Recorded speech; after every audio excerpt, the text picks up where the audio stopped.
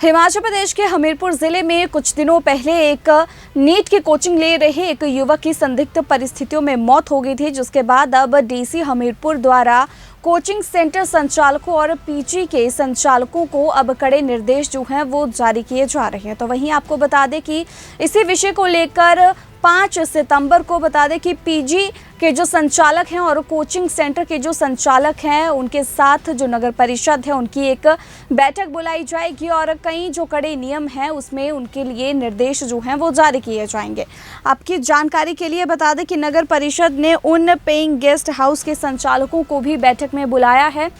जहां 5 से ज़्यादा किराएदार रहते हैं। बैठक में एसडीएम हमीरपुर, नगर परिषद के सभी पार्षद, अध्यक्ष और उपाध्यक्ष, पुलिस विभाग, बिजली विभाग, जल शक्ति विभाग, खाद्य आपूर्ति विभाग, स्वास्थ्य निरीक्षक सहित अन्य अधिकारी मौजूद रहेंगे। बैठक में पीजी व कोचिंग सेंटरों के सुझाव लिए जाएंगे और उसके बाद उनके लिए नए नियम बनाए जाएंगे। नए नियमों के शहर में चल रहे सभी कोचिंग सेंटर व पीजी को नगर परिषद में पंजीकृत कराना होगा। इसके साथ कोई भी कोचिंग सेंटर मॉल में नहीं चलेगा। कोचिंग व पीजी सेंटर चलाने के लिए पहले भवन का नक्शा पास कराना पड़ेगा। इसके साथ ही पीजी सेंटर में अग्निशमन विभाग का यंत्र लगाना जरूरी होगा और पीजी सेंटर में रह रहे छात्रों की सुरक्षा के इंतजामात संचालकों को पूरे करने होंगे। नगर परिषद हमीरपुर के ईओ अजमेर ठाकुर का कहना है कि 5 सितंबर को सभी पीजी और कोचिंग सेंटर के संचालकों की बैठक बुलाई गई है। उन्होंने बताया कि बैठक में पीजी एवं कोचिंग सेंटर संचालकों के सुझाव लेने के साथ ही उनके लिए नए नियम भी तय किए जाएंगे। दुखद घटना रही है और जो उनका परिवार है उनसे भी हम जिला प्रशासन की ओर से सहानुभूति व्यक्त करते हैं। तो कल इस संदर्भ में एक बैठक का आयोजन किया गया है जिसमें कि पुलिस और हमारे एडीएम, एसी, कमिश्नर ईओएमसी हमीरपुर और सेक्रेटरी नगर परिषद पंचायत भोटा, सुजानपुर और Nadaun, deputy commissioner state taxes and excise, assistant commissioner food safety और अन्य विभागों के अधिकारी यहाँ पर उपस्थित रहे, जिनके साथ इस बारे में विस्तार से चर्चा की गई। टूरिज्म से भी यहाँ प्रतिनिधित्व था। तो जो डिस्कशन में हमारे निकल कर आया कि अभी तक जो पीजीज यहाँ चल रहे हैं उसमें पूरे प्रदेश से बच्चे आकर रह रहे हैं और इसके अलावा वर्किंग पॉपुलेशन जो है वो भी पीजी का यूज कर रही है। तो अभी तक कोई इसको रेगुलेट करने का कोई स्टिक यहाँ सिस्टम नहीं बना है। तो चर्चा के उपरांत ये निकल कर आया कि जो हमारा एमसीज है, चाहे वो म्युनिसिपल काउंसिल है या म्युनिसिपल कमेटी है, वो अपने बायलॉज इस बारे में तैयार करेंगे जिसमें टाउन एंड कंट्री प्लानर भी कल जो हमारी बैठक में उपस्थित थे वो सहयोग करेंगे, अन्य विभाग भी इसमें सहयोग करेंगे और उन बायलॉज के माध्यम से ये सुनिश्चित किया जाएगा कि जो भी जिस भी भवन में पीजी चल रहा है या चलाना प्रस्तावित है वो सुरक्षा के सभी मानकों को पूरा करते हैं। उसमें फायर सर्विसेज की भी मदद ली जाएगी, प्रशासन, पुलिस सबके सहयोग से, और जो असिस्टेंट कमिश्नर फूड सेफ्टी है वो उसमें खाने का जो परोसा जाता है उसकी गुणवत्ता का भी ध्यान रखेंगे और उसके उन सब सुविधाओं को अगर जिन पीजीज में नहीं है उनको उनकी जो मान्यता है या उनको चलाने से हम प्रतिबंधित भी कर सकते हैं और इन बायलॉज को बनाने में सभी विभाग अपना सहयोग करेंगे। जो बैठक में चर्चा पर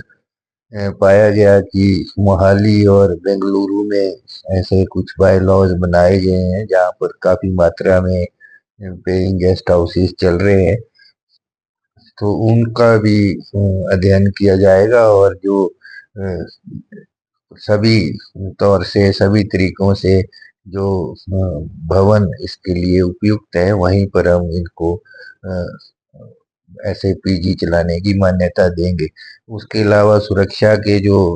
संदर्भ में भी बातचीत हुई, कई गर्ल्स के पीजीज हैं या महिलाएं जो वर्किंग वुमेन है वहाँ रहती हैं,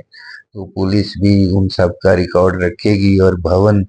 मालिक जो है उसका भी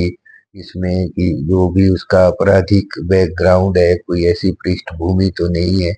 वो सब चीजें भी देखी जाएगी। उन एरियाज में गश्त बढ़ाई जाएगी, क्योंकि ऐसे भी प्राय देखा जाता है कि कुछ तरफ से ऐसी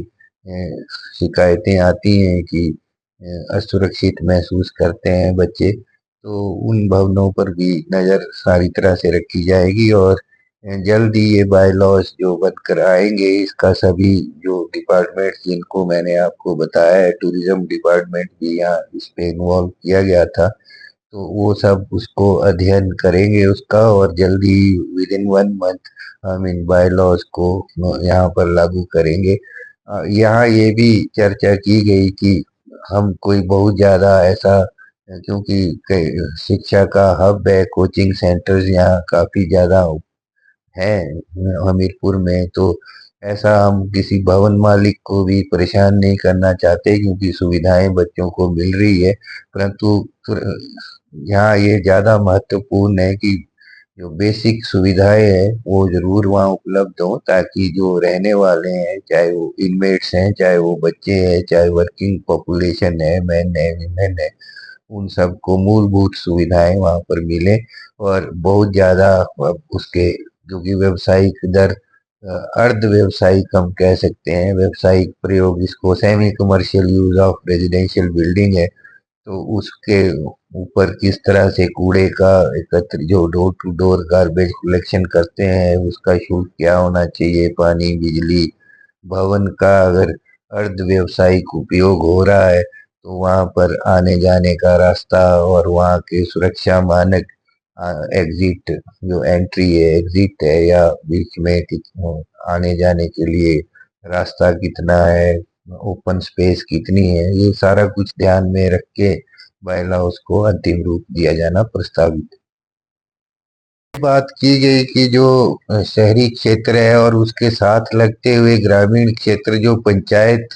एरियाज है, और वहाँ पर टीसीपी एक्ट जरूर लागू है, जो नजदीकी एरियाज है, तो वहाँ टाउन एंड कंट्री प्लानर और हम स्थानीय पंचायती राज संस्थाओं का भी इसमें सहयोग जरूर लेंगे, और समय समय पर इनका निरीक्षण उसमें सुनिश्चित किया जाए।